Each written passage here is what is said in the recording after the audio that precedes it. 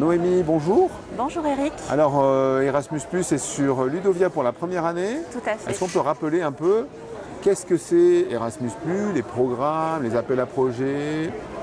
Alors Erasmus+, c'est un programme européen, c'est le programme phare de l'Union européenne qui existe depuis maintenant 35 ans.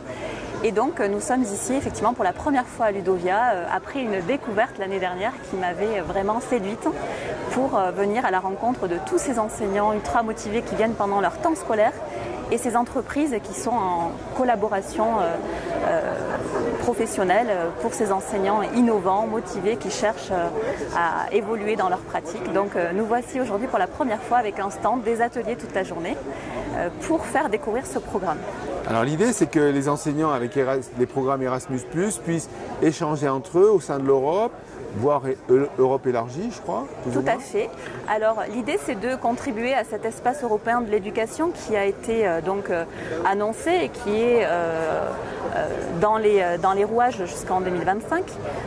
L'idée c'est de faire rencontrer à la fois les élèves et les enseignants, les personnels plus exactement de la communauté éducative pour aller observer des pratiques, suivre des cours et des formations, tisser ce réseau entre enseignants, entre systèmes éducatifs pour s'enrichir, pour découvrir de nouvelles pratiques et aussi pour ouvrir les élèves à d'autres cultures, d'autres pédagogies et tout simplement s'entraider dans la communauté éducative tout au long de l'Europe. Et donc pour répondre à la question, oui, le programme Erasmus, c'est 33 pays, les 27 membres de l'Union européenne et 5 pays associés dans lesquels vous pouvez partir, donc observer des pratiques, suivre des cours, etc.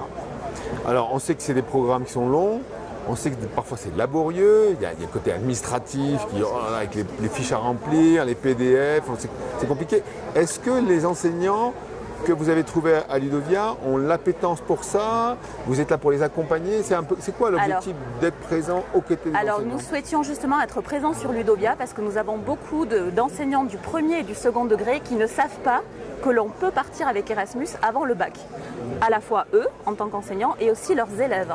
Donc on est là pour justement proposer des ateliers toute la journée pour mettre fin à ces idées reçues. Erasmus, ce n'est que pour les étudiants.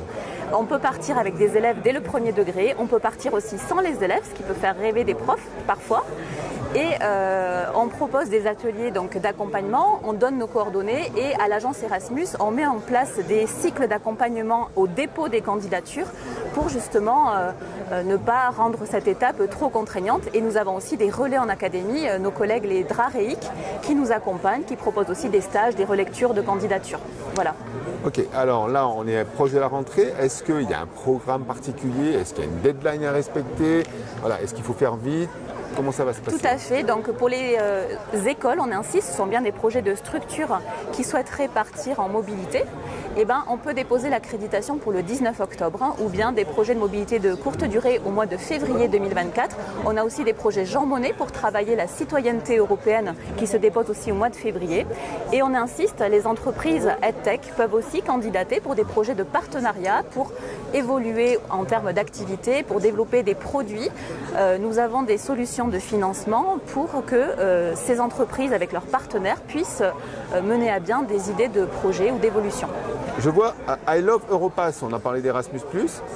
I Love Europass, Europass c'est une continuité, c'est quoi? Tout à fait, la plateforme Europass, ça fait partie du programme Erasmus et ça permet en fait à un élève qui est parti en mobilité individuelle, parce que c'est nouveau au bac, au lycée, au collège, et il y a une mention au bac qui permet de valoriser ces mobilités. Et Europass, pour toutes les mobilités effectuées pour les personnels, vous pouvez créer votre CV Europass, valoriser les compétences et ça peut permettre de favoriser une employabilité, faire reconnaître des compétences. Alors on peut retrouver toutes ces informations sur quel site? Oui, alors nous avons un site de référence, Mon Projet Erasmus+.